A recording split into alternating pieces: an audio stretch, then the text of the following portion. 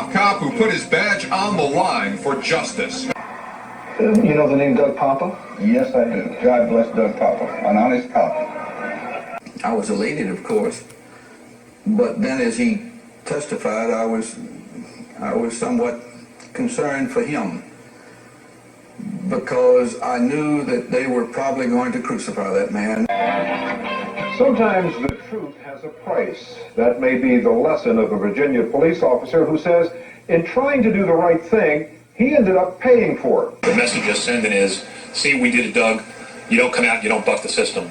No matter what the reason is, you just can basically keep your mouth shut. But if I wouldn't do it all over again, I would take the badge and I would leave it on somebody's desk and get out of police work. Because the day I can't tell the truth because somebody's pressuring me, and the day the system doesn't want me to tell the truth because somebody's pressuring me, is the day I'd leave the badge on the desk and walk away.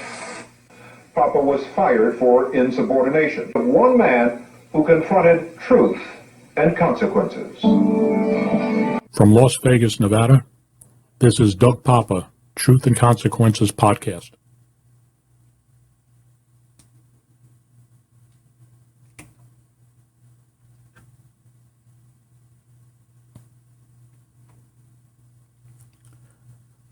Welcome, ladies and gentlemen, to Truth and Consequences Podcast. I'm your host, Doug Poppa. It's Monday, April 25th, 2022. Today's title for this podcast, Resorts World and Scott Sibella knew felon Brandon Sattler was under FBI investigation, sources say. On April 17th, I published episode 110 that was titled Sattler, Resorts World President Scott Sibella lied to Gaming Control Board. I followed that up on April 21st with episode 111 that was titled Who's Lying? Resorts World President Scott Sibella or Gambler Brandon Sattler. As I reported in episodes 110 and 111, Gambler Brandon Sattler, under oath, in an April 5th, 2022 bankruptcy fraud litigation deposition, accused Resorts World President and CEO Scott Sibella of lying to the Nevada Gaming Control Board about their association over the years. Sattler also stated under oath that it was his belief that the actual owners of Taco Cell Cabron, a vendor inside Resorts World Las Vegas, were David Stroge, a convicted federal felon for operating an illegal business establishment, Jaime Behar, who was also a defendant in that federal case, but the charges were dismissed by the U.S. government on Jaime Behar, and another man, John Paul, who goes by JP, last name unknown to Brandon Sattler. This is what he testified to under oath. And three other unknown persons also are supposedly the actual owners, and not Peter Stroge, who's David Stroge's father, who's listed as the sole owner. Now, all this came out in a sworn deposition, like I said, that Brandon Sattler gave on April 5th of this year, 2022. Brandon Sattler is a convicted federal felon for aiding and abetting bank fraud. He was charged by the feds in the state of Texas on August 30th, 2004. Brandon Sattler pleaded guilty to count one of a 4-count federal indictment. Like I said, they came out of the U.S. court out of the District of Texas, charging him with bank fraud and aiding and abetting in violation of 18 U.S.C. 1344. I'm going to get more into this later of why that bothers me, that this man, Brandon Sattler, was gambling for years, hundreds of thousands to millions, and winning millions and losing millions in multiple casinos in Las Vegas and in other states here in the United States. By his own admission in the deposition, he actually said that he played, lost, and won millions at MGM over the years, and then he also was a gambler, as we know from the other two episodes, at Resorts World, Las Vegas. Let me get some things up on the screen here to put it in perspective.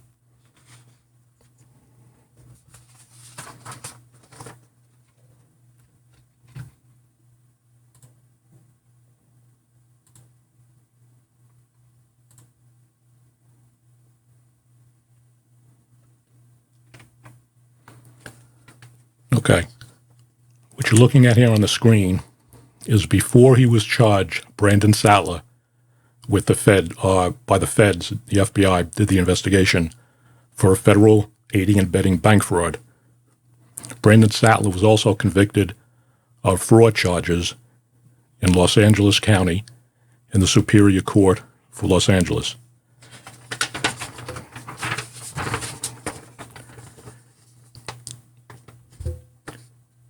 In April 2004, Mr. Sattler was convicted of violation of California Penal Code 487A, which is grand theft, and 470D, which is forgery.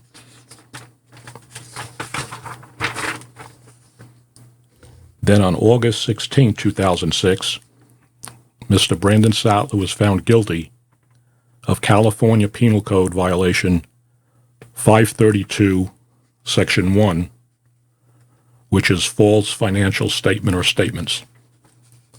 Now, I'm going to read something on the federal court record on the bank fraud charges. Get it up on the screen so you can see some of these things.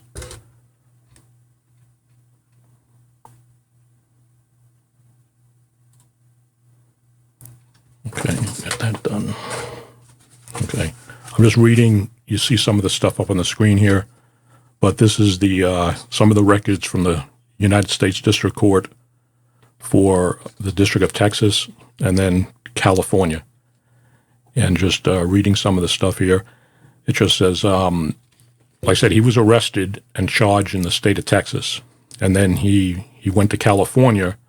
So the court moved his probationary status on the federal charge of aiding and abetting bank fraud.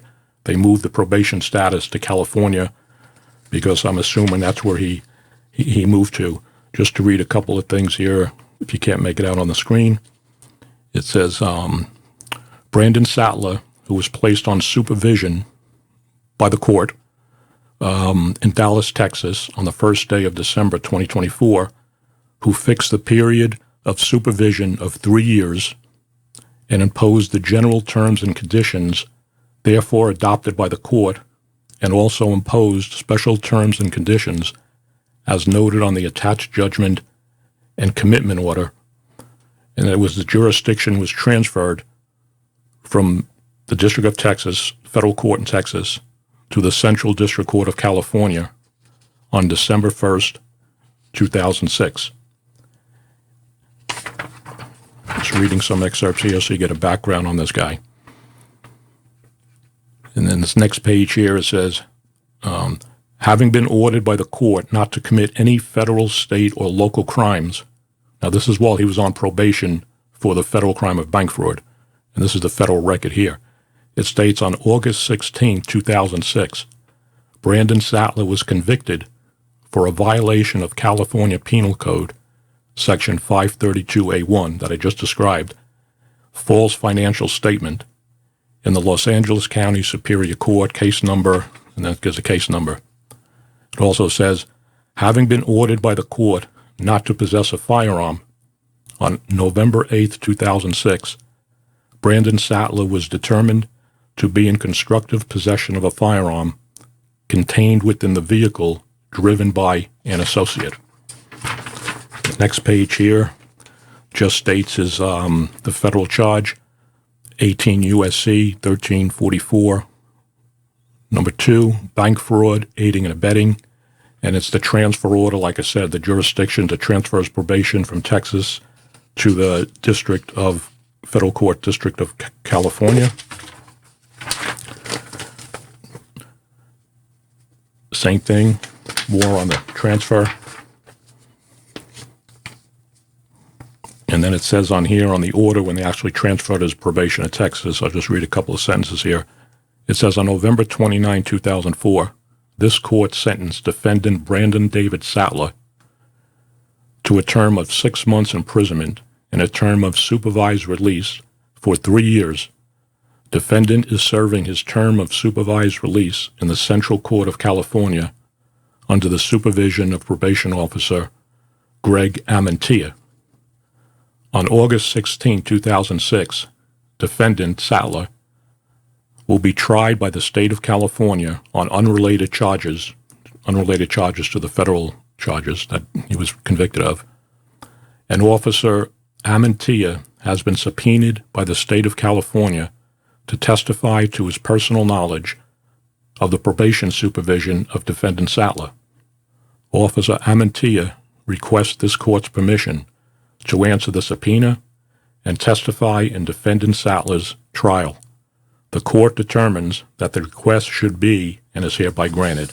So, like I said earlier, when he was arrested in 2006 and convicted of the false financial statements, that arrest happened while he was on federal probation for the bank fraud charge that he was convicted of. Okay, ladies and gentlemen, I want to get some things out before I move on with this, and I'm going to read more excerpts that I haven't reported on coming from Brandon Sattler's deposition, just for some background that I didn't talk about in 110, 111. Before I get that, this thing going on with the scandal with Scott Sibella and Resorts World, a lot of gaming magazines and publications and other news outlets had picked it up. And like I said, I believe I was the first one that actually published the story about Brandon Sattler accusing Scott Sibella of lying, and I published that on April 17th in episode 110.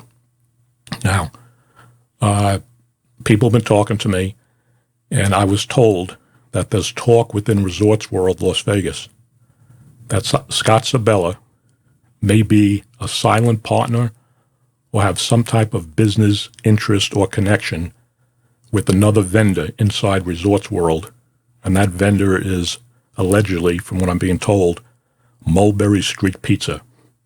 And employees from Resorts World, from what I'm being told, actually call Mulberry Street Pizza Scott or Scotty's Pizza.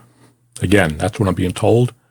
I know the Gaming Control Board, and I was the first one, I believe, to call out for a Nevada Gaming Control Board investigation on this whole matter, and I did that in episode 110 when I published that story on April 17th. Now, if this is true, this is beyond any investigation that I can do. This is something that should be looked at either internally through Resorts World own investigations and or by the Nevada Gaming Control Board. I was also told by a source that Las Vegas high-profile attorney and gambler, his name is David Chesnoff, introduced David Stroge to Scott Sibella. Now, if you remember from the other two episodes, and I hit on it here in the introduction to give you a brief background, David Stroge is a convicted federal felon for operating an illegal gambling establishment, okay?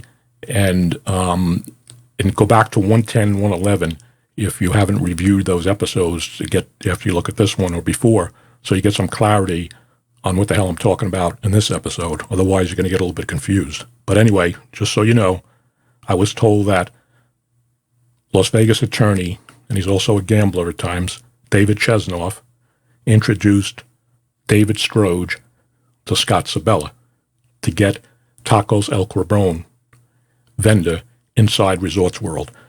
Whether that's true or not, I don't know. But when I have more on that, why I find that a little bit disturbing later on in this podcast. I just want to bring this stuff up here. It'll put some things into context, what I'm talking about.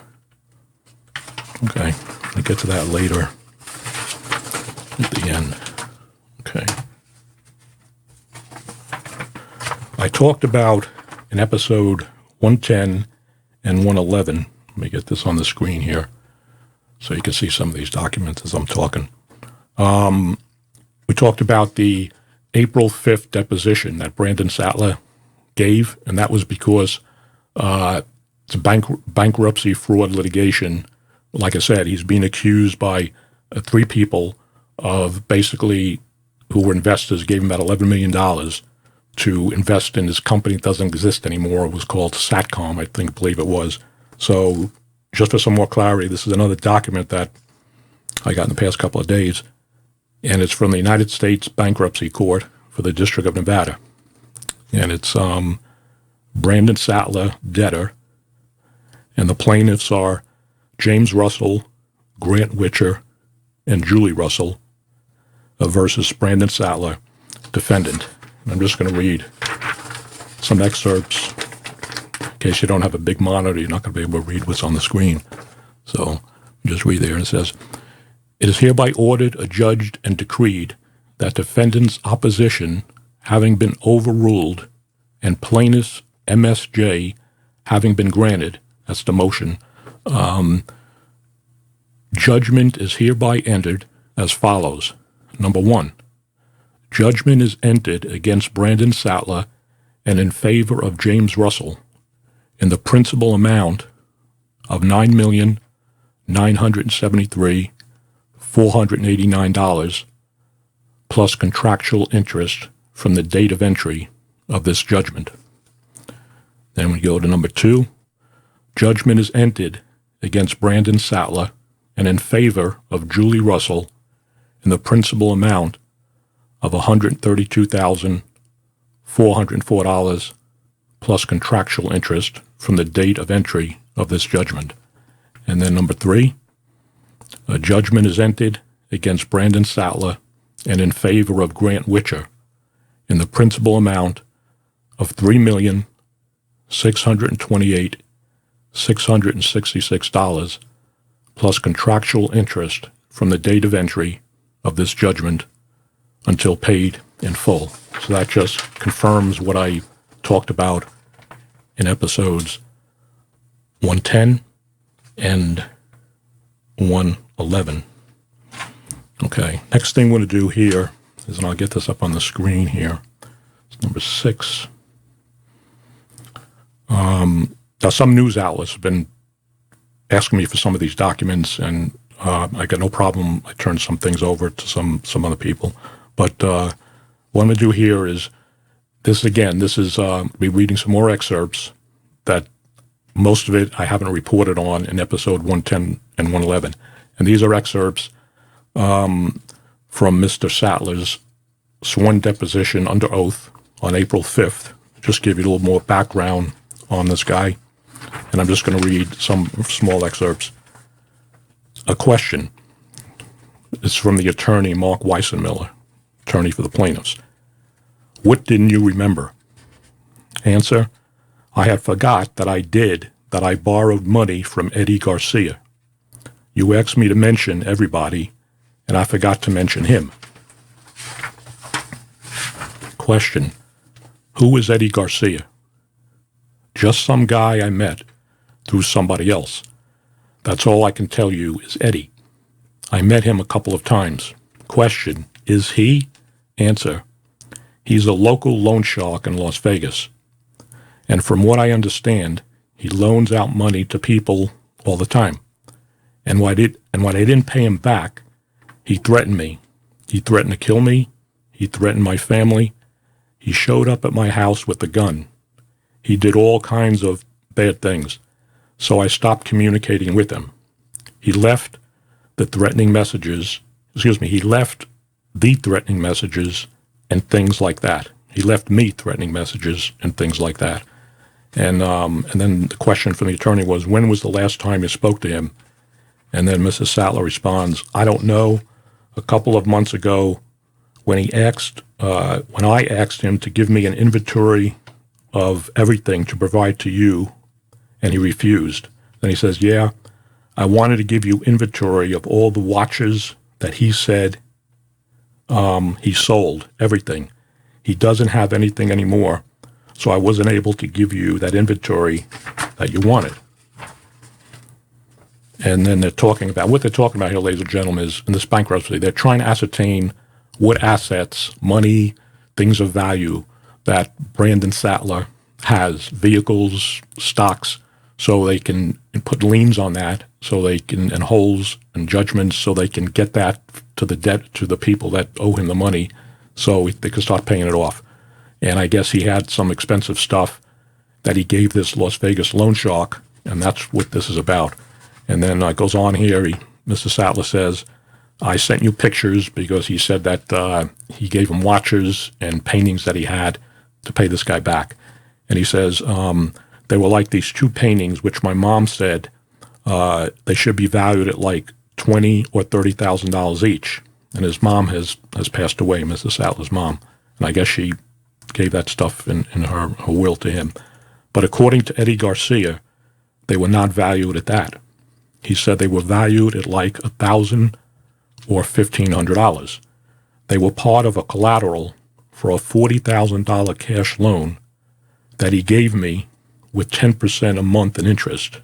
And then I paid the payments of $4,000 each.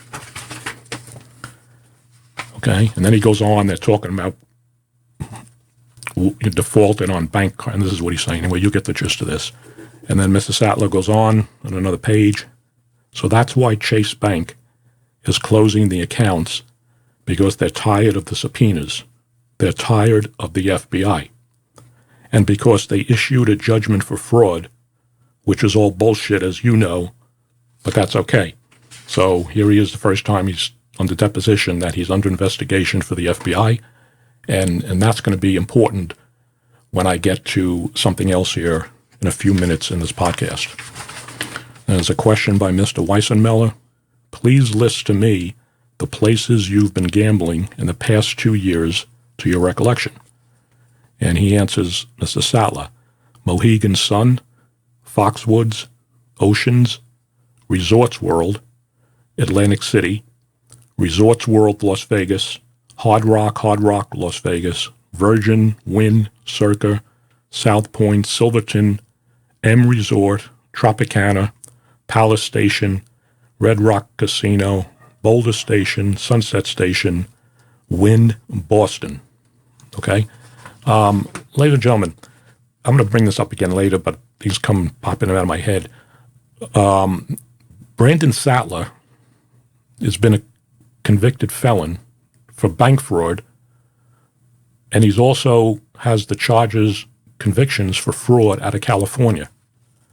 What I don't understand is because casinos, unless things change, I've been out of the business for 10 years, a casino that has an annual gross income from gaming revenue, I believe, of $1 million a year, they fall under, they're a financial institution, just like a bank.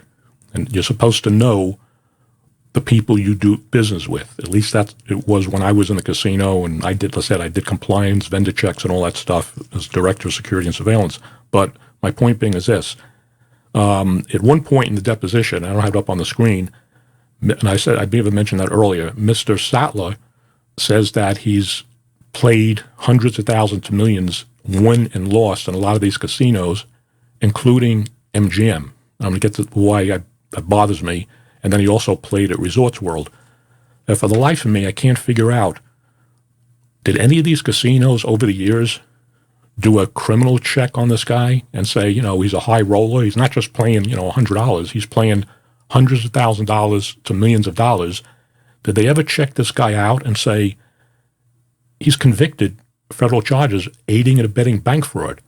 And like I said, casinos and all these casinos he's playing in have much more than $1 million annual gaming revenue gross per year. So they fall under, they're financial institutions under the law, banking. Did any one of these people say, we don't want this guy because maybe he's doing something else? Maybe he's washing money just because of his conviction for bank fraud? But obviously, ladies and gentlemen, that didn't happen. And I'm going to get to more. Resorts World knew that this guy was under federal investigation by the FBI. But what I'm saying is, did anybody say, listen, we don't want this guy in our casino?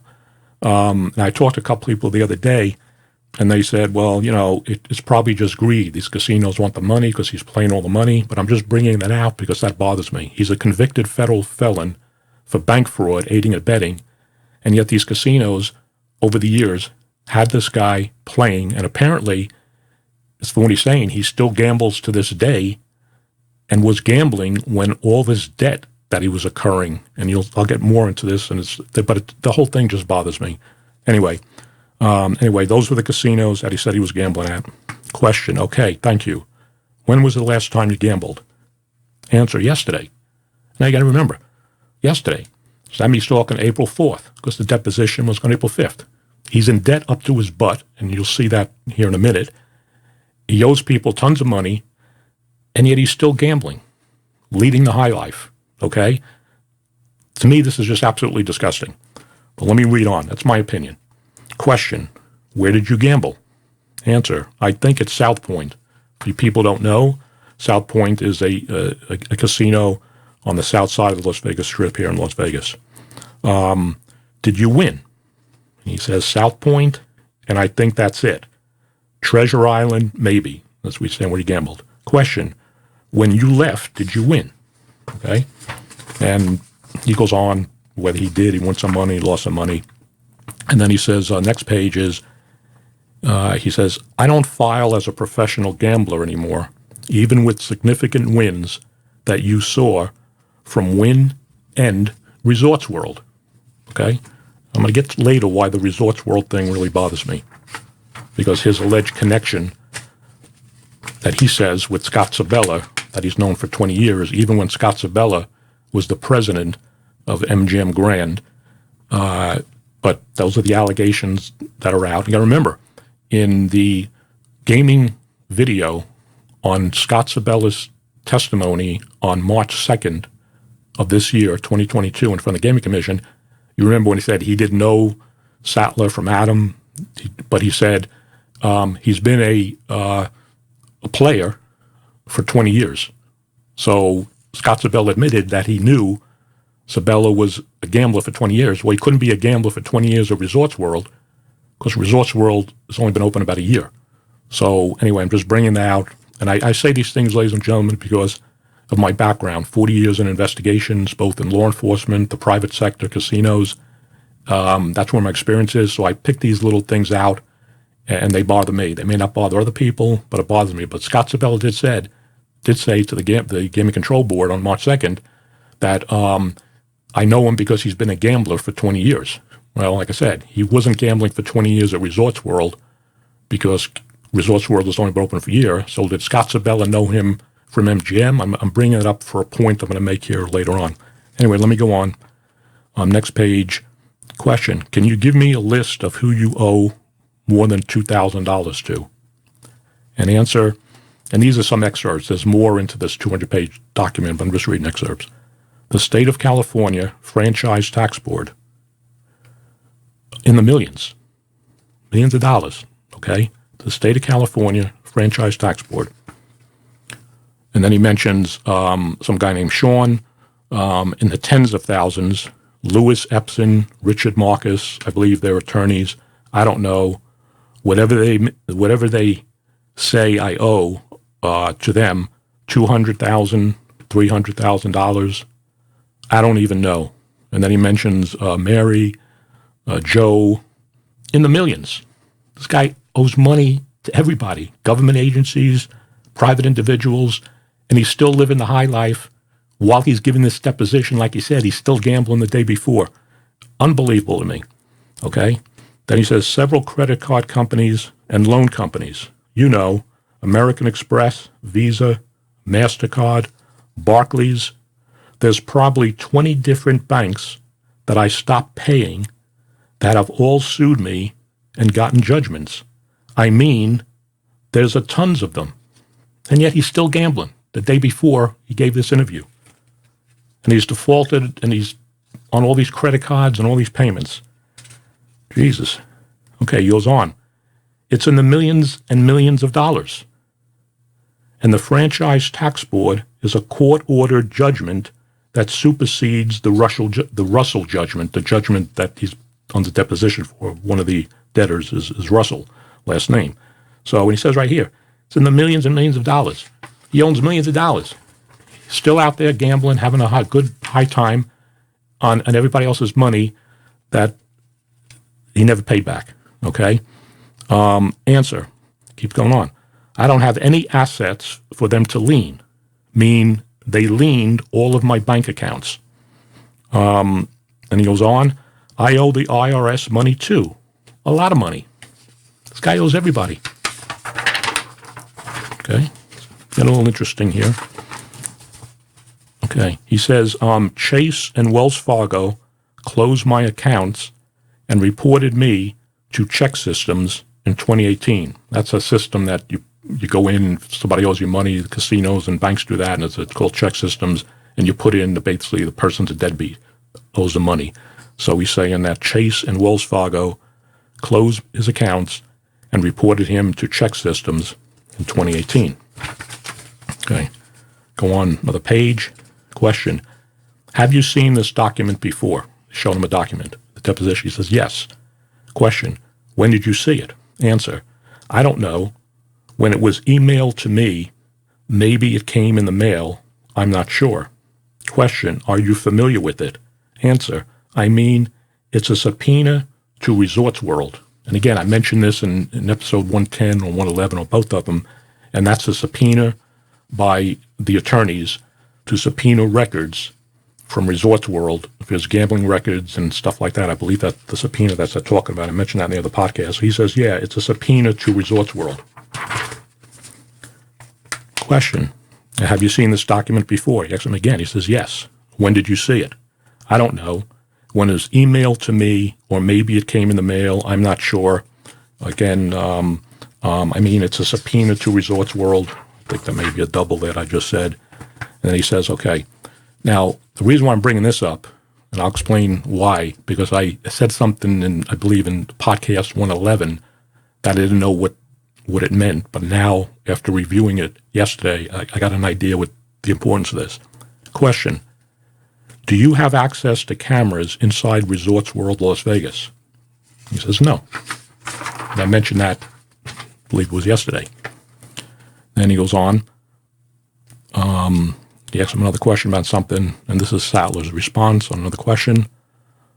Along the commencement of work, meaning the work that he's saying he did inside Resorts World for Tacos El Cabron, and you remember from the other podcast, Scott Sibella said he didn't do any work at Resorts World, which conflicts with what Sattler's saying. Anyway, along the commencement of work, I then got contracted for additional work to do the video cameras and TVs and computer stuff inside of Resorts World for Tacos El Cabron. So he says he's working inside Resorts World, contrary to what Scott Sibella told the Gaming Commission, because he's doing this work for Tacos El Cabron. Now, whether he's telling the truth on this, ladies and gentlemen, I don't know. It sounds like he is, because there should be a whole bunch of people that could prove that he was there doing this work. So anyway, then he goes on, he says, doing the work inside the basement, down in the basement, and all of that money was charge orders to the invoice, talking about how he got paid from Tacos El Cabron. During the course of this job work, I interacted with Scott Sibella. I read this yesterday, but there's a reason why I'm reading it today. And other people from Resorts World. So while he's doing this work for Tacos El Cabron, he's interacting with people from Resorts World, including Scott Sibella, which is contradictory to what Scott Sibella told the Gaming Commission. Didn't do any work at Resorts World. And I was told by Sibella, among others, I've known Sibella, he says, among others, I've known Sibella 20 plus years now. I was told from him and from a few other people that Resorts World is a 50% partner in Tacos El Cabron, because I always wondered why they were fighting back and forth all the time. And then it was told to me by everybody pretty much that Tacos El Cabron is 50-50 with Resorts World, and they're 50-50 partners. I read this yesterday, but there's a reason why I'm reading it again. So hopefully that answers the question why the money did not come from Resorts World. It came from Tacos El Cabron, because he's saying he didn't get any money from Resorts World, but the money came from Tacos El Cabron, because that's what he was doing the work for inside the Tacos El Cabron location inside Resorts World. And then he says, and I brought up Dana Gentry is the reporter from the Nevada Current, and he says, I made a statement. Now listen to this, because I brought this up yesterday, and I said I didn't understand a word now I understand what this is about. I made a statement to Dana Gentry and a statement to R.J. Cipriani, remember, another gambler I talked about in the other two podcasts, that I had access to the video cameras with video footage of Scott Sibella standing there, interacting with me and others, talking on more than one occasion. So from my understanding, of course, I'm hope to God this guy doesn't have camera access to the gaming and security surveillance cameras in Resorts World. I don't believe that's what he's talking about. He's talking about the cameras, the video cameras, and the system I believe he installed in Tacos El Cabron, which are separate from the surveillance cameras and the security cameras inside Resorts World. The vendors have their own stuff for their own internal security and money and stuff like that. So he's saying that he has access. I'm going to read it again because I don't want to put words in his mouth. Okay. I made a statement to Dana Gentry and a statement to R.J. Cipriani that I had access to the video cameras with video footage of Scott Sibella standing there interacting with me and others, talking on more than one occasion. So if he has this, if there's video footage of Scott Sibella on video talking to Brandon Sattler while he's working inside Resorts World for Tacos El Cabron, that is not going to look good with the Gaming Commission against Mr. Sibella, because Mr. Sibella testified, and you heard in the other two, that's what I say, you got to go back and look at 110 and 111, that I don't know him from Adam. 3 times Sibella said that. Twice he said he did no work at Resorts World, not for Resorts World, at Resorts World. But now he's saying here, and I read more of this yesterday, more of this transcript, but here again he's saying that he did do work at Tacos El Cabron and that he has video footage. I had access to the video camera and video footage of Scott Sibella standing there interacting with me. Now, does he have the actual video footage, or he said it was on it, that other people see it? Because this is not going to look good for Scott Sibella. But let me go on here. Just trying to get both sides of this, because I don't know who's telling the truth here, but both these guys can't be telling the truth. One of them is a liar, Sibella or Sattler. And just because Sattler, to me, is a deadbeat with all this money and borrowing money and living the high life, still gambling, that doesn't mean some of the stuff he's saying is not true. And again, just because Scott Sibella, of his position, is a president, CEO of corporation, it doesn't mean what he's saying is the truth either, okay? I'm an investigator. That's the way I look at things. It has to be proven. So anyway, and then he says, this is interesting, ladies and gentlemen. I'm going to tell you why, because I also brought this up the other day. Then he goes on. A couple of weeks ago, JP called me in a frantic panic to change the password to the reporter and gave some bullshit reason why he needed to change the password. So I was going to volunteer this information to the Gaming Control Board to prove that Scott Sibella lied about a lot of things and should never have been licensed. Okay. When I read this yesterday, I think, or the day before in the other podcast, I said, I don't understand what they mean when he says, and I'll get to JP in a second, JP called me in a frantic panic to change the password to the reporter. Okay? I think that's the transcription, the way it sounded. I believe he's talking about the password to the recorder.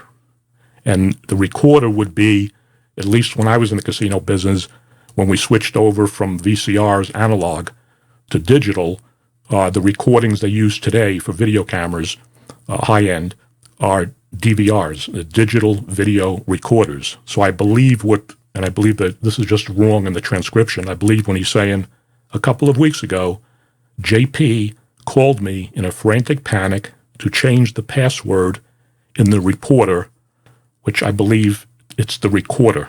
Now, why was JP in a panic? I don't know. And who is JP?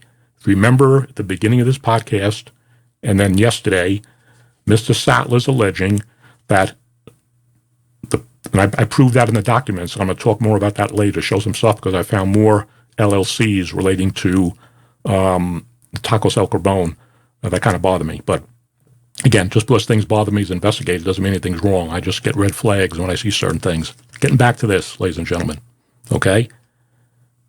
JP called him up in a frantic panic to change the password to the recorder.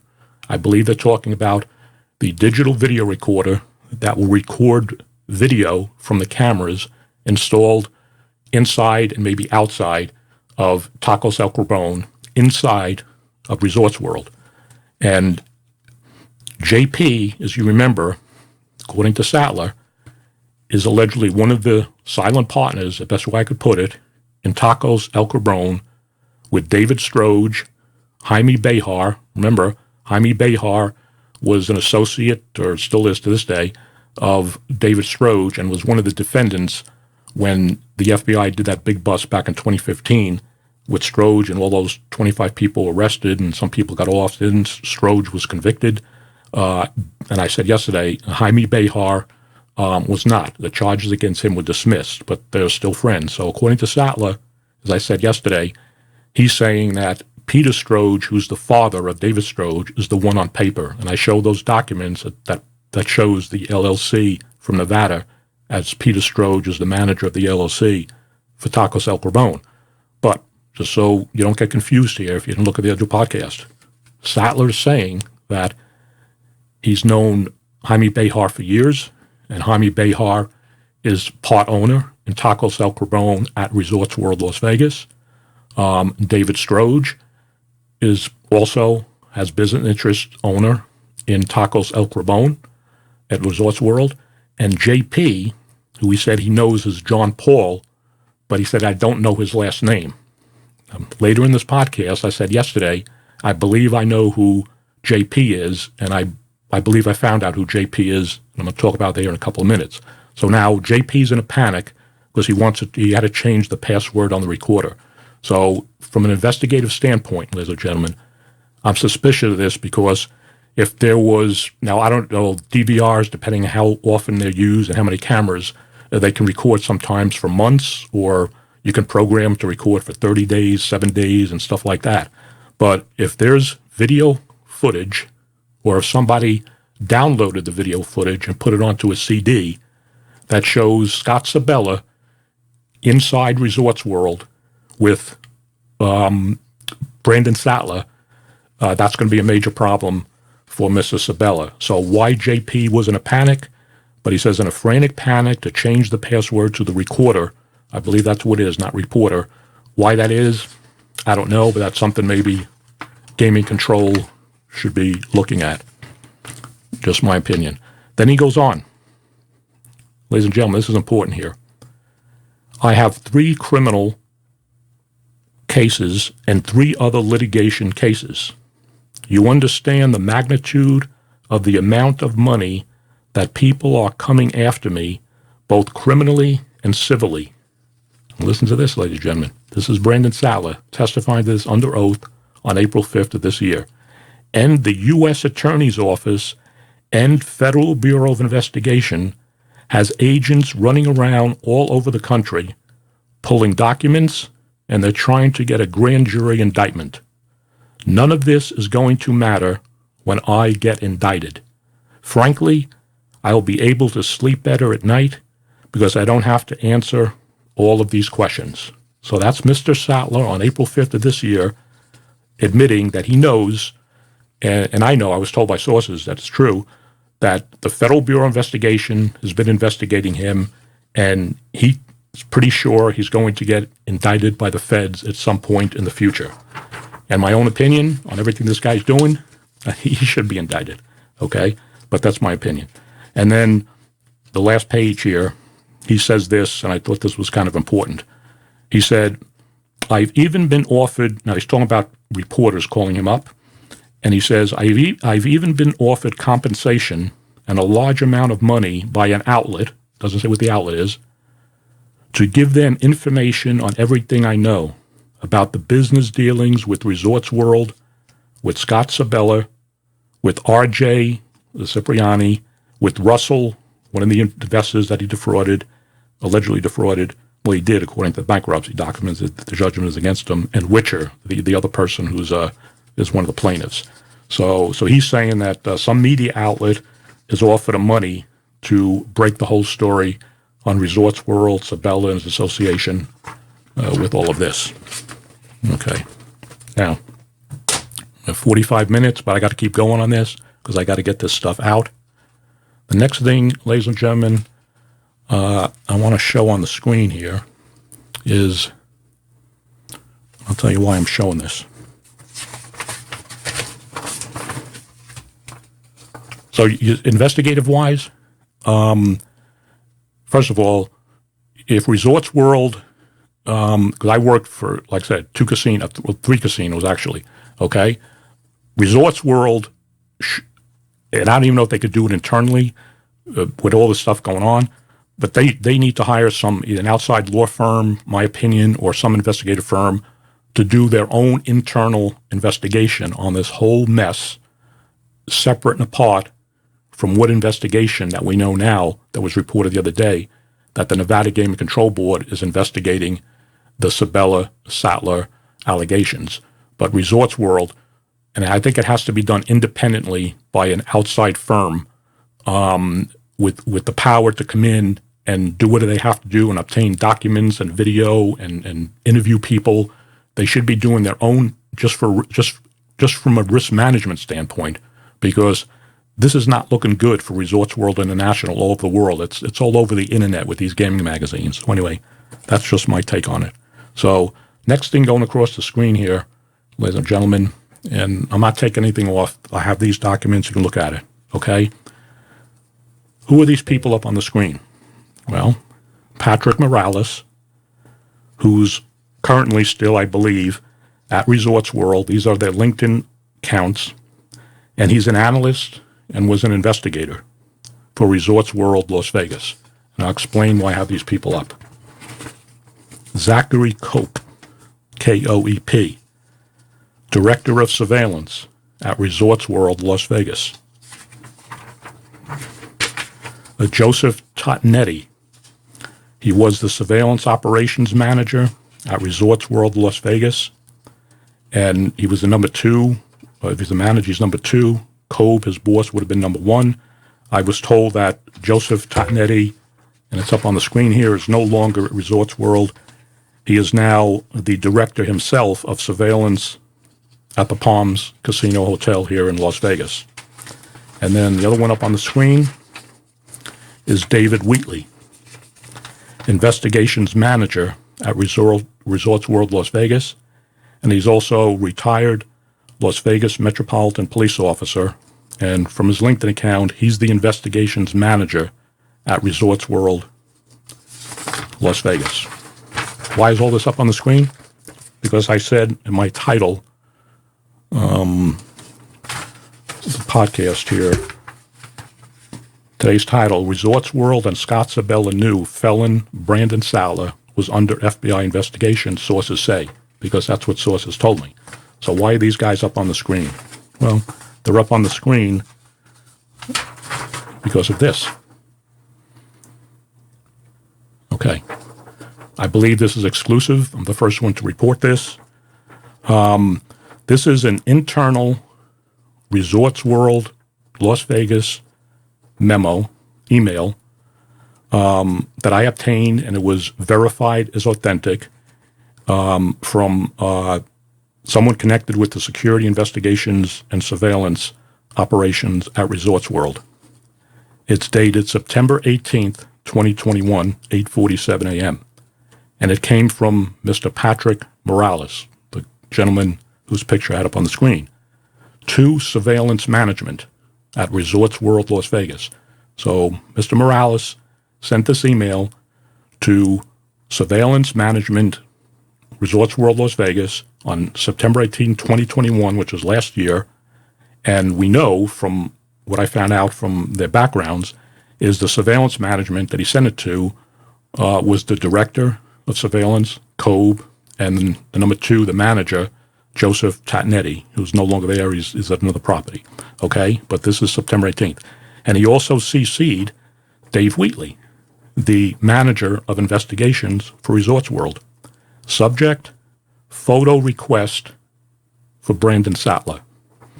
Mr. Morales states, I'm going to get my banner off the screen here. I want you to see this in total, and I'll get it back on. Okay, so you can go back and play this back and get a free shot of that. I want to put me back up on the screen here on the banner. Okay. Good morning. Again, from Patrick Morales, Resorts World analyst / investigator, September 18th. Per our conversations earlier this morning, Brandon Sattler, patron number, they got the number there, is currently being investigated by a government agency and would like to obtain photos of him, meaning Sattler, being on property as well as his gaming activity. He has played from September 6, 2021 to September 15, 2021, typically playing in the high limits area, according to Synchros. And Synchros, ladies and gentlemen, is the software, the database that puts the players' information in for the casinos. His highest average bet thus far has been $1,035. Any photos of his high-action gaming activity, i.e. wages per hand, okay? Now, it's not just slots. Now they're going to, to gaming also, the table games. And him being on property would be greatly appreciated. As discussed, no subpoenas exist for this individual, as this investigation on the subject is ongoing. Thanks. So, according to my sources, the government agency they're talking about is the Federal Bureau of Investigation. Even if it's the IRS, okay, whatever, but I was told it was the Federal Bureau of Investigation. If this is true, ladies and gentlemen, that means in September of 2021, Resorts World Management was aware that the FBI was looking into Brandon Sattler. And yet, Brandon Sattler just stayed for 4 months. They kept him at the casino. They didn't do anything to him. Well, how do I know that? Because of this document. Get this up on the screen here. And basically, this was sent by Resorts World. This is an actual, and it was verified as being authentic from the source I got it from. It was dated January 17, 2022, 4 months after they know that the government agency is looking into Sattler. And it was FedEx to his address, Brandon Sattler's home address here in Las Vegas, that I blocked out on the screen. And I'm basically just going to read the first part. Dear Mr. Sattler, this letter is to inform you that legal and compliance have reviewed your recent conduct on the Resorts World Las Vegas property and has determined that your conduct is both inappropriate and unacceptable. As a result, you are no longer welcome on Resorts World Las Vegas property. You are hereby prohibited from entering Resorts World Las Vegas property at any time in the future without written permission from Resorts World Las Vegas senior management. And just to be clear, your exclusion from the Resorts World Las Vegas property applies to any property or building that is currently or in the future owned or operated by Resorts World Las Vegas, LLC. And be advised that if you're found on such property, Resorts World Security Department will not hesitate to take any and all steps to effectuate your removal and blah, blah, blah. And then it's signed, sincerely, Tanya M. Henderson, Vice President of Compliance. So this is just basically, it says your conduct, but at the beginning, we don't know what that is, but basically that's just a form letter because we basically sent out the same thing when I was at the Riviera. If we couldn't get the person actually physical, we'd send it to their address, certified, and basically it's just a form letter saying we don't want you on the property. And like I said yesterday, if you come back on a property in Las Vegas, and the term 86 is used out here all the time, after being duly notified that you're not wanted, the security on the properties here in Las Vegas, I don't know about other states, can place you under arrest for trespassing because you've already been advised they don't want you there, and they call Metro and you can be charged with trespassing. So that's what's going on here. But I find it interesting that 4 months after that memo was sent out to management, that they kept him on the property for some reason for 4 months. But even that, ladies and gentlemen, what bothers me is these casinos, this guy's been playing so much amount of money. Is nobody ever checked? Were they aware? I mean, I know that from what I'm told from sources that Scott Sibella knew of Brandon Sattler's criminal history. But let's say that he didn't, okay? And MGM, when he was over there playing, Scott Sibella was the president of MGM Grand and these other casinos here in Las Vegas. Did anybody check and say, listen, this guy's, gambling millions, losing, winning? We need to find out who he is. And then bang, what will come up is all the fraud convictions, especially the federal charge for aiding and abetting bank fraud. And casinos are banks, okay? They should immediately says, we don't care how much you're gambling, sir. We just don't want you on the property anymore. You need to leave. But this guy's been playing for years, and that bothers me. But anyway, it bothers me. It may not bother some other people. Okay, ladies and gentlemen, we're going to get on the screen here just for a couple of minutes, and we'll go over some of these LLCs, the ownership of Tacos El Cabron restaurant in Resorts World, and they have another location, like I said yesterday in the other podcast the day before. They have another location on Maryland Parkway near the University of Nevada, Las Vegas, and they have another location that they're trying to open up, as far as I can tell, on South Decatur Boulevard up here in Las Vegas, in a shopping center that I don't believe is open yet. So you're going to see these things going across the screen here, so you get an idea what I'm talking about. Okay, buying properties. They have some LLCs in California. They had some that are defunct. They got new ones, and they got ones out here, different LLCs for the different Tacos El Cabron restaurants. And I mentioned that the other day, but I just want to get it out here. So we have Tacos El Cabron at 3000 Las Vegas Boulevard. That is the location of Resorts World, the former site of the old Stardust Hotel, like I said. And it says doing business at Resorts World Las Vegas. And the Tacos El Cabron, like I said the other day, is owned by an LLC, a Buying Properties No. 2 Las Vegas LLC, registered with the Nevada Secretary of State. And that's the owners of supposedly the restaurant in Tacos El Cabron. And we know, because I checked, is that a Buying Properties No. 2 Las Vegas is the manager of that LLC is Peter Stroge. It comes back to the Maryland Parkway address for the registered agent, which is the other location in Las Vegas for Tacos El Cabron. But it says officer information, name and address, manager Peter Stroge, like I said, who's the father on paper. And he may be the whole owner, but we're hearing this other stuff that all these other guys, some of them with questionable backgrounds, are owners in Tacos El Cabron, Las Vegas. And the address listed on that is 517 4th Avenue, Suite 103, San Diego, California, 92101. And that's going to be important for something I got coming up. And then we have the Tacos El Cabron on South Maryland Parkway. And that one is owned by a Buying Properties Las Vegas LLC.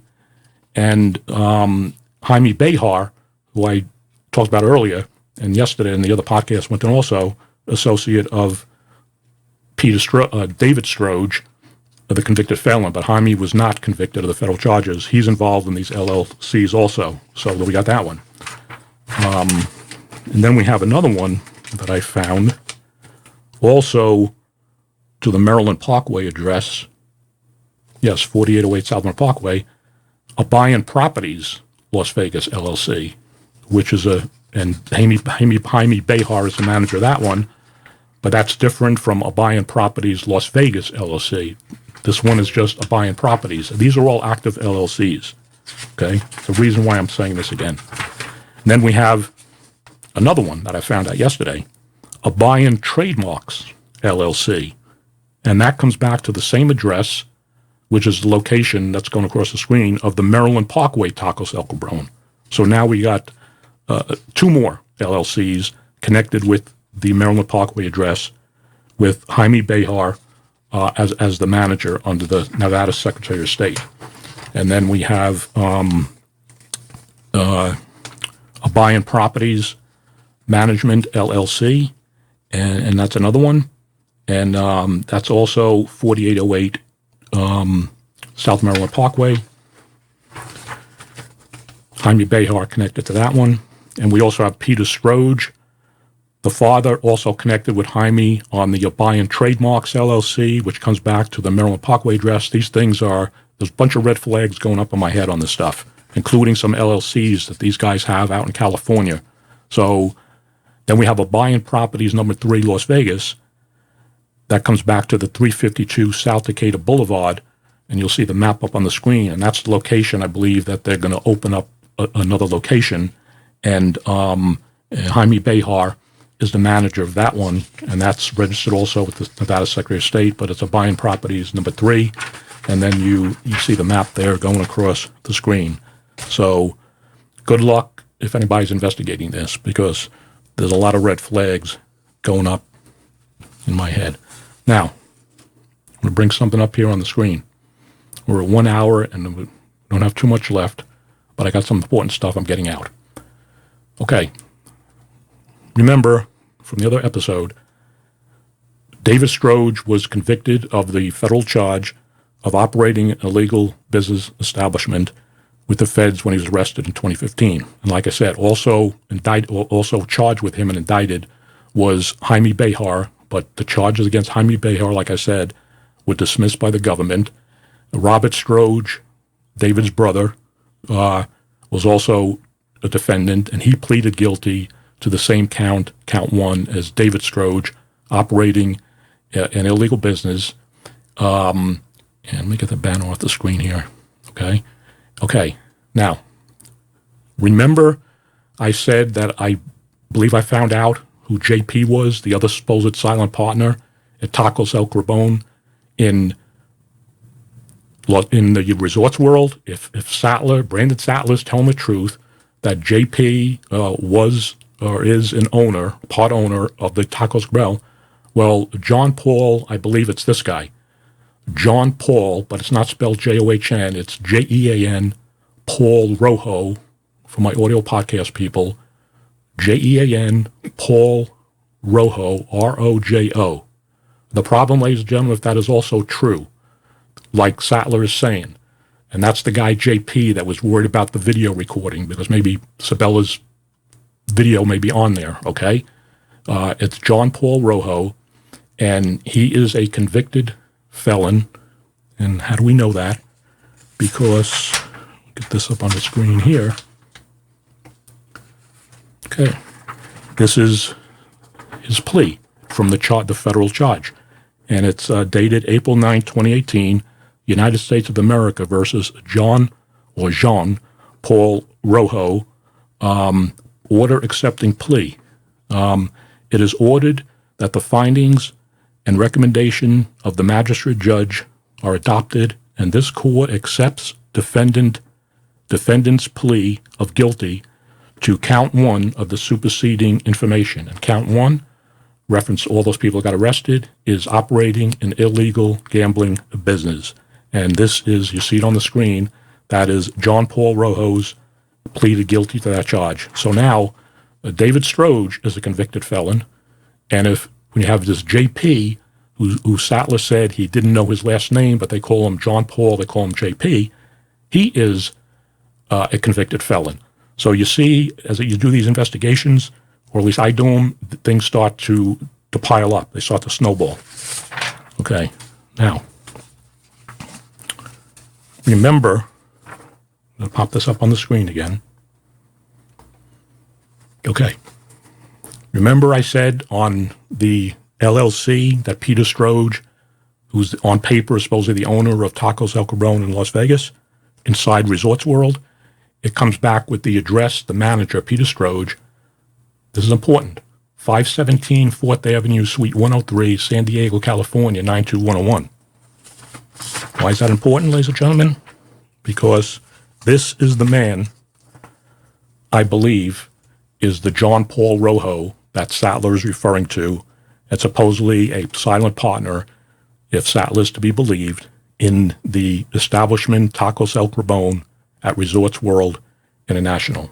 You can see this stuff going on the screen here.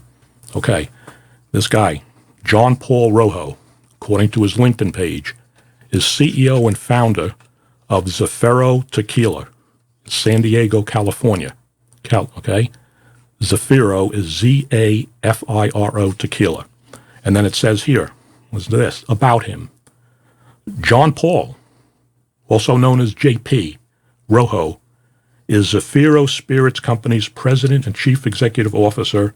He's responsible for providing strategic leadership and working with the board of directors to establish long-range goals, blah, blah, blah, blah, blah, blah.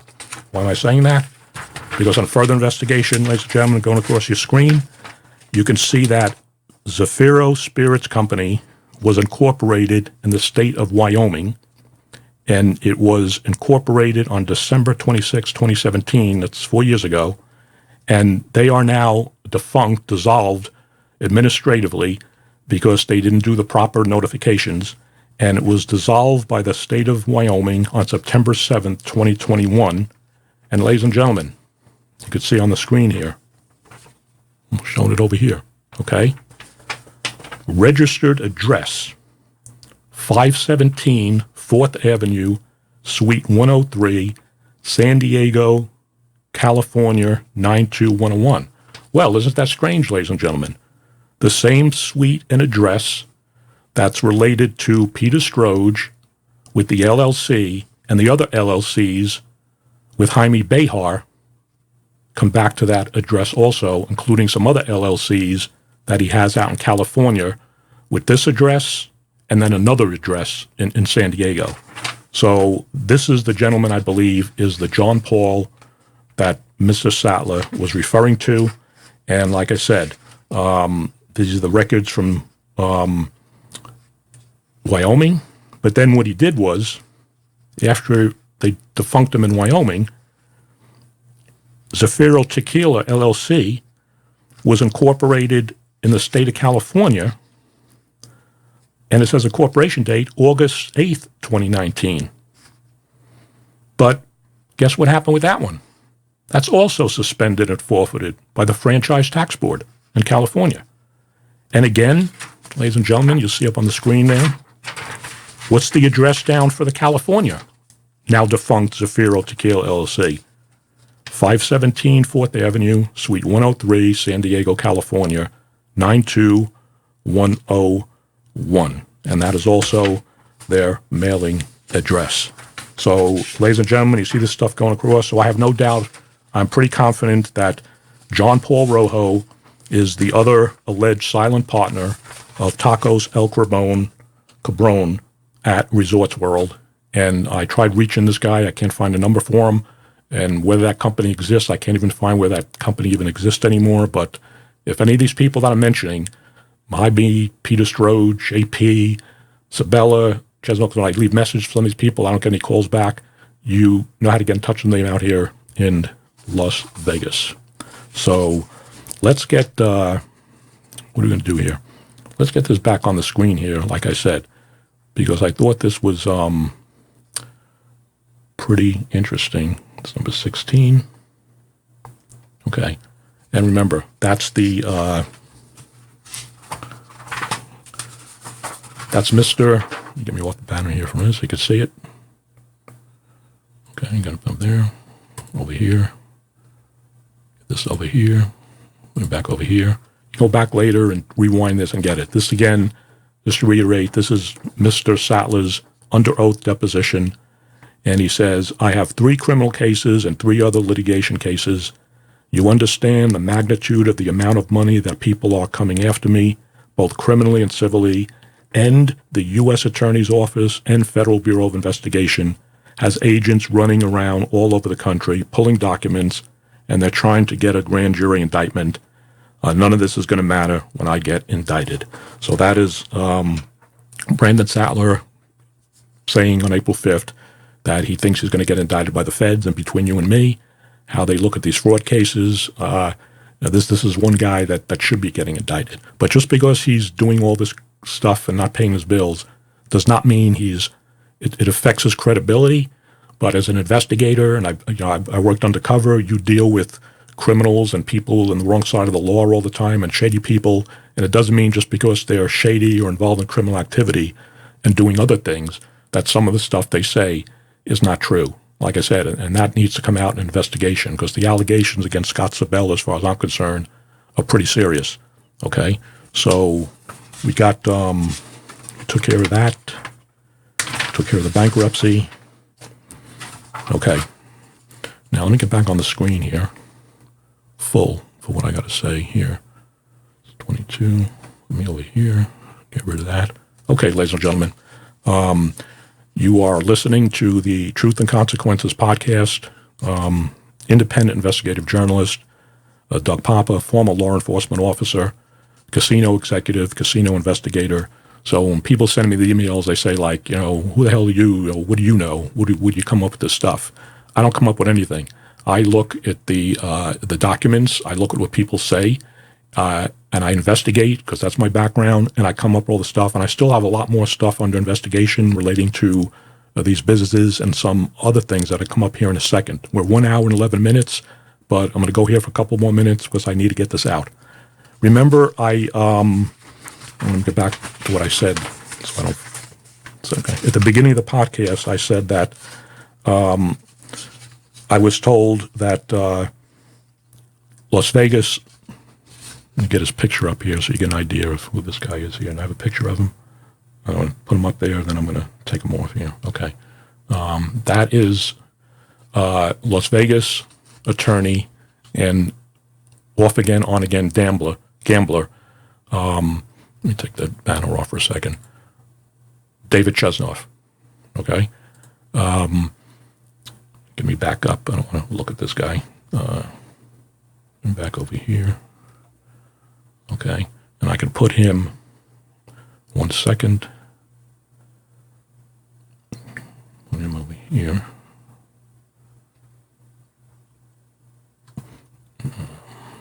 Hang on a second. Get this up over here. Will it work here? Put that one up over there. Nope, don't want him there. Let's put him over here for a second. Okay. That is David Chesnoff. And remember, at the beginning of the podcast, I said that I was informed by a source that Mr. Chesnoff is the person that introduced David Stroge to Scott Sibella to get Tacos El Cabron inside of Resorts World, Las Vegas. Now, that's what I was told. Whether that's true or not, that part of the investigation, that investigation is beyond anything that I can do. That's going to be for other people to do if they want a gaming control or even investigators for Resorts World. But I think Resorts World should have an outside firm investigate this whole mess because it is affecting them internationally. It's all over the media, all over the world on this thing. So let me get Chesnoff off the screen here for a second. And so why did I say originally that if indeed David Chesnoff introduced David Stroge, a convicted felon, to Scott Sibella, I find that really, really disturbing because of this. So what do they do here? Okay, let me put this up on the screen. 15 here. I'm going to take me off here. Okay. Ladies and gentlemen, David Chesnoff was the attorney of record, according to federal records, for a gentleman named Arturo, and you see it on the screen. I don't have the paperwork in front of me because I lost it somewhere. Arturo Diaz Ramirez. Okay? Arturo Diaz Ramirez was one of the defendants with Peter Stroge, who was indicted and charged with all those, with the indictment for running an illegal business and all that stuff. David Chesnoff was Diaz Ramirez's attorney, and you could see from the court records that I obtained yesterday from the federal court that indeed is true. His name's up there, and he's doing it. And the only problem is that Arturo Diaz Ramirez, now let me get me off the screen here and put me back up on the screen. Okay, so you saw that. You can go back to the video if you want to copy the documents or whatever. So why does that bother me? Because if indeed it's true from what I was told that David Chesnoff introduced David Stroge to Scott Sibella to get tacos El Crabon in Resorts World, that is a major problem with me as a former investigator or now investigative journalist, still investigator. It's what I've done my whole life, because he was no doubt aware, David Chesnoff, of Peter Stroge and who he is, and that he was a convicted felon. Why? Because I just said David Stroge was the defendant for one of Peter Stroge's associates who was indicted and charged with him back in 2015. And Chesnoff was attorney, and another attorney from his law firm was also involved, and Mr. Arturo Diaz Ramirez, the charges were dismissed by the federal government. But that doesn't make a difference. What it is that there's no doubt Chesnoff knew of Peter Stroge's background. So if indeed what I was told was true, that Chesnoff was involved in getting Peter Stroge and Tacos El Crabon into Resorts World Las Vegas, that is a major, major problem, in my opinion. Again, my opinion. Okay? And then I'm going to go on to one more thing over here. Okay? I think I covered everything. Okay. I'm going to read this. Now, I think I broke the story on April 17th. I think it was the first one to publish the story and show the documents that Sibella accused Scott Sibella of lying to the Gaming Control Board. Again, those are the allegations. And then Casino.org and all these other magazines. Casino.org is a pretty big online casino media outlet, and it goes all over the world. But I found this interesting the other day. Put it up on the screen here. Let me get, hang on a second here. Let me get over here. Okay, that's not going to go there. Get me over here. Okay, do this. Okay. This is a comment. I'm going to take me off the screen for a second. You can go back and review later. Okay, back on the screen here. Okay. I'm going to read this. This was a comment that was made on Casino.org's online about the story. Now I'm going to have I'll have a link to that in the description section, so it'll be easier to find the whole casino. And I believe I have the link on the episode 111, but I'll put it in this podcast also later. But I want to read this. This is from a guy named Tom. Okay, August 22nd, 2022, and this is the comment under the Casino.org article about the problems and the scandal over at Resorts World with Scott Sibella. And this is what Tom wrote. Complete bull. Resorts World, Scott Sibella, and others knew all along about Dave Stroge owning Tacos El Cabron. I've heard he blew close to 70 grand at Resorts World, but doesn't want anyone to know. In fact, famed Las Vegas attorney David Chesnoff has his own problems being partnered with the convicted felon at Resorts World. Joseph Bravo, Chesnoff's partner, did over 7 years in federal prison for drug smuggling and owns 8 Cigar Lounge, Bravo Tickets, and Bravo Concierge at Resorts World. Now, hang on a second. I'm going to take me off over here. Put me back up on the screen. Get rid of the box. Okay, so you saw this is what I'm reading. Continue on. So anyway, go back again. Okay, this is Tom writing this on Casino.org, whoever this Tom is. Joseph Bravo, Chesnoff's partner, did over 7 years in federal prison for drug smuggling and owns 8 Cigar Lounge, Bravo Tickets, and Bravo Concierge at Resorts World. David Chesnoff uses Giuseppe Bravo, the son of Joe Bravo, as the quote-unquote beard, which means he's the front man. He's actually the guy, he just, his name's on paper, but the father, according to, that's what it means when somebody says he's the beard. He's not the actual owner. It's somebody else. So that's what this guy's saying. He says, how is all this allowed to happen with the vetting of vendors at Resorts World? Did they hire compliance agents from Romper Room to check into these vendors' background? Vegas is still corrupt and has always been. When are they going to put people in jail and hold everyone accountable, including the president of Resorts World, Scott Sibella? So, get over here for a second. That is the comment that I just read that's posted online at casino.org from this guy named Tom. Now, so when I saw that the other day, I did some checking. Just want to make sure I didn't lose anything here. Indeed, this is the truth. Friends. Okay. So I did some checking when I read that. I said, okay, is this guy full of crap? And what I found out was, according to the public documents that I found for those three businesses at Resorts World, 8 Cigar Lounge, Bravo Tickets, and Bravo Concierge, ladies and gentlemen, the owner on record is this guy, Giuseppe Bravo, okay? So I just try to follow up on these things to find out, what people talk about. Is it correct or not correct? Whether the father is a silent partner with David Chesnoff in those three business Resorts World is something that's going to be out of my investigation that I can do. But I found this interesting. I did some research, and I found an article, and all these links that I talk about to these other people's articles will be in the description section of my video.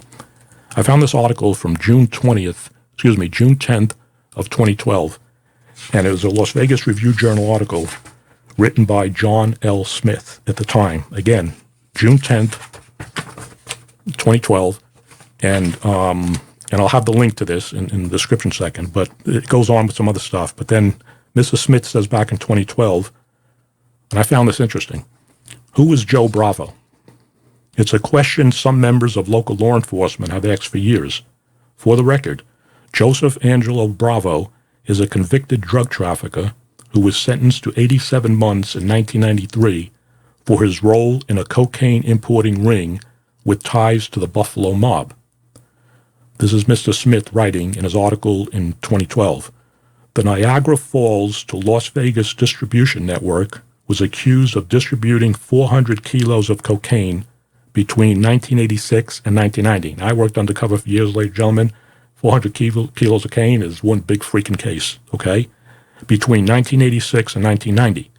A lengthy investigation compiled 2,500 wiretap conversations, recordings whose legality was vigorously but unsuccessfully challenged by defense lawyers Oscar Goodman and David Chesnoff.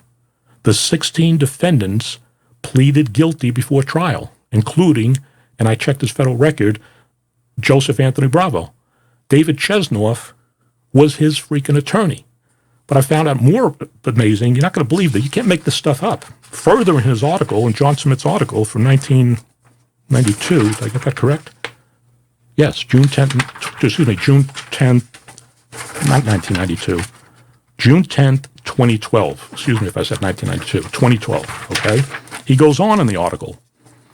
Business partner Chesnoff defends Bravo as the consummate stand-up guy. Oh, yeah, he's a stand-up guy. 400 kilos of cocaine. Okay? Quote, I have been a lawyer. This is John Smith quoting Chesnoff. Quote, I have been a lawyer for 32 years, and I have never seen anyone who so thoroughly turned his life around and has been as hardworking and honorable with all those people that he has worked with than Joe Bravo. Quote, Chesnoff says. Now, I gotta, I can't disagree with what Chesnoff's saying because this is our system of justice, okay? You get convicted of a crime, you serve your time, you get out, and, if you're a stand-up guy, like he says, and you don't do anything, that's part of what we want in society is people go on. But I still have a problem with what this guy's saying in the comment that he's a silent partner, Chesnoff, with Joe Bravo, and actually the son is not the owner in these three businesses over here. That is a problem because he can never get around the fact that Joseph Angelo Bravo, Giuseppe Bravo's father, is a convicted major federal drug narco trafficker. But it gets even better, okay? And I fell on the floor when I read this. Mr. Smith goes on in his article from 2012. Defense attorneys Chesnoff and another guy, Marty Keach, listen to this, are listed in real estate records as partners in land deals with Bravo, both locally and in Mexico. Down in Baja California, sir, their friend Joe's name and criminal history have splashed in the press in association with their Punta Arena de la Ventana resort and the management of a private airport outside La Paz. This is from 2012. And then Mr. Smith goes on, what's a convicted drug trafficker doing managing a Mexican airport? Very good question, Mr. Smith. Okay? Then he goes on. That's a question skeptical reporters asked in 2010. They've also wondered about Bravo's cordial relationship with then Baja Sur Governor Narcisco Agúndez Montano. And then it goes on. I guess this guy, Montano in Mexico, was arrested in Mexico on public corruption charges. And then it goes on. It says, Bravo's friends and business partners vouch for his rehabilitated character, but from here to Mexico, it's hard for him to shake his reputation. I'll have the link to this article. What bothers me with this is Chesnoff was Joseph Angelo Bravo's attorney, one of the attorneys, okay, when he was charged as a narco trafficker, 400 kilos of cocaine. And then after he's convicted and then went to jail, I guess, and got out, or maybe while he was in jail, Chesnoff goes into business partnerships with him, with businesses. Now, I didn't do a deep dive into this. I'm going to start doing a deep dive into this whole thing. But from what I did early this morning is I do see David Chesnoff's name on some businesses with Joseph Angelo Bravo to this day. So I'm going to do further checking on that. But this just, you can't make this stuff up. So the attorney defends a narco trafficker involved in a 400-kilo narcotics trafficking ring. The guy's convicted, and then his attorney goes into business with the same guy. The attorney, that's David Chesnoff, okay? Great article by John Smith. I'll have the link in my description.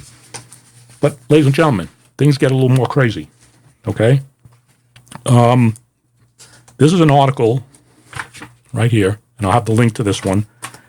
It's from, I'm not going to pronounce the guy's name right.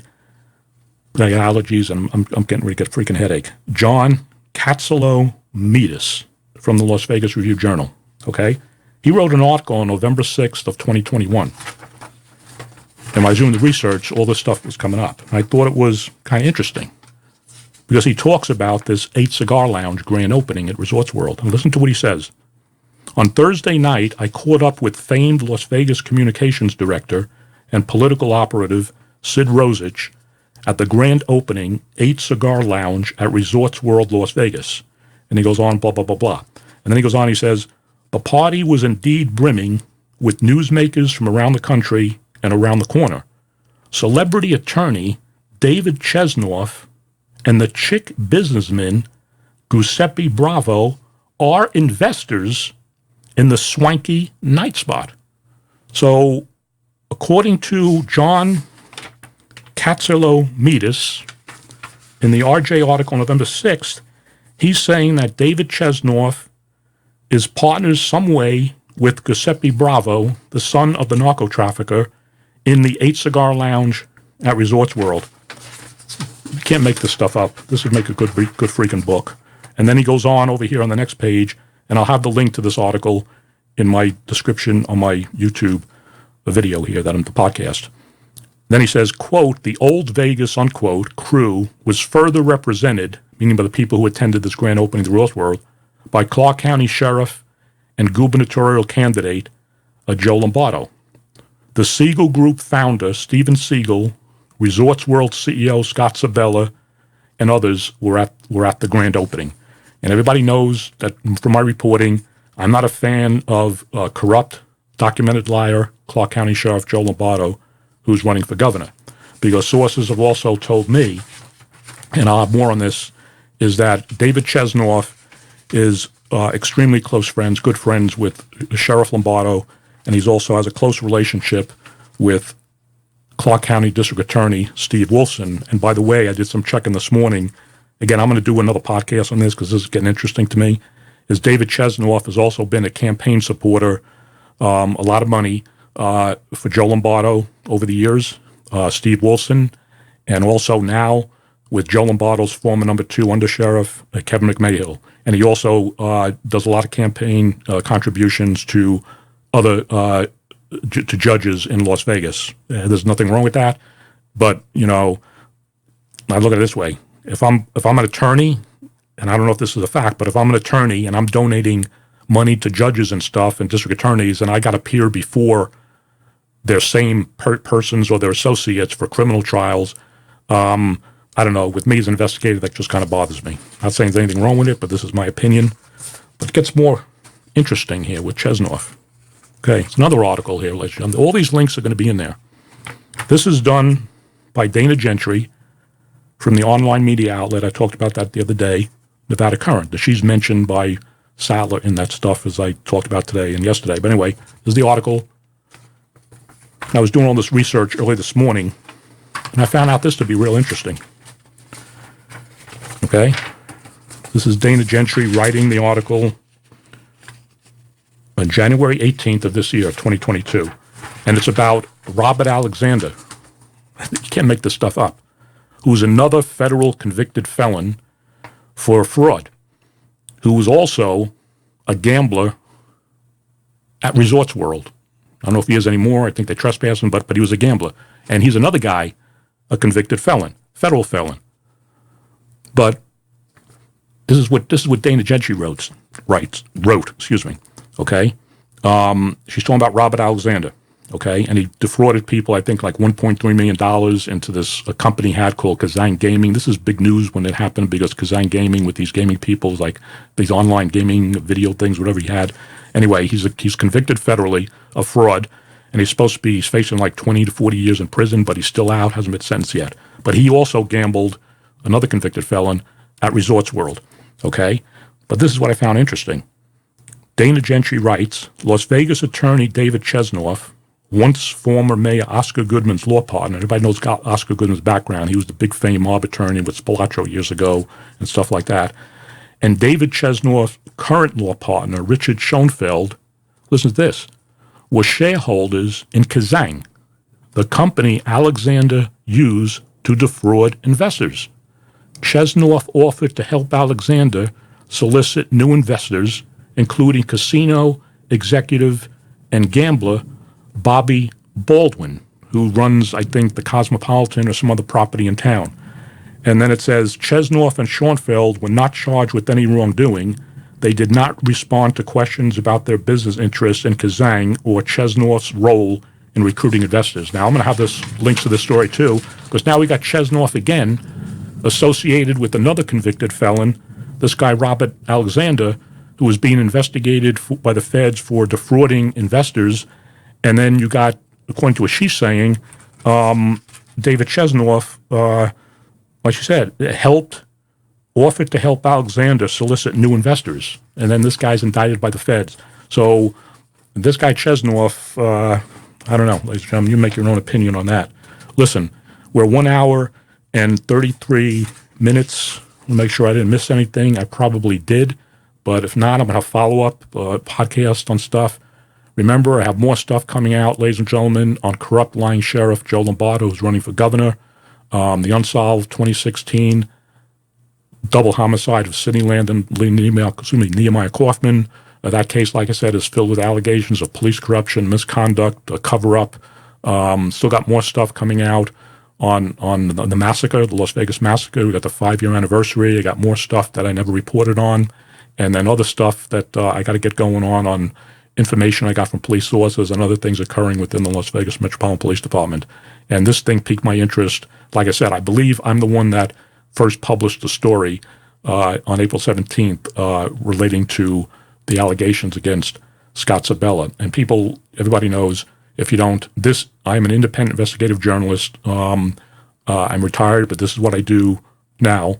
I'm a former law enforcement officer. I worked for years as an investigator back in the 90s for MGM Grand. I was director of security at 2 properties, also in Las Vegas, the Silverton and the resorts. The Riviera, that's now closed. I got about 18 years experience total in law enforcement. I worked for the U.S. Department of Homeland Security for about a year. I did private investigations for private companies that hired me in to do financial fraud investigations and stuff like that. So I got a lot of investigative experience. So when I get these stupid emails from these idiots who don't know my background, that's my background. And, I don't care what people think of me or the work that I do. I get information and I put it out there. That's what you do as an investigative journalist. And people make up their own minds about all this stuff. So anyway, ladies and gentlemen, we're 1 hour and 34 minutes into this podcast. It's Monday, April 25th, 2022. The time is 14:30 hours from the desert of Las Vegas. This is the Truth and Consequences podcast. And remember, if you can, I'm self-funded.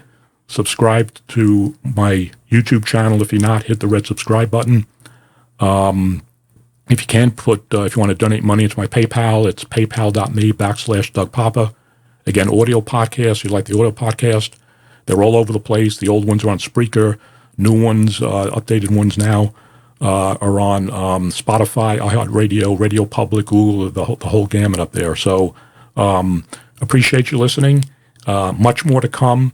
And like I said, I'll have the links to the stories that I described, those other people's stories, the reporters, in the description section of this episode.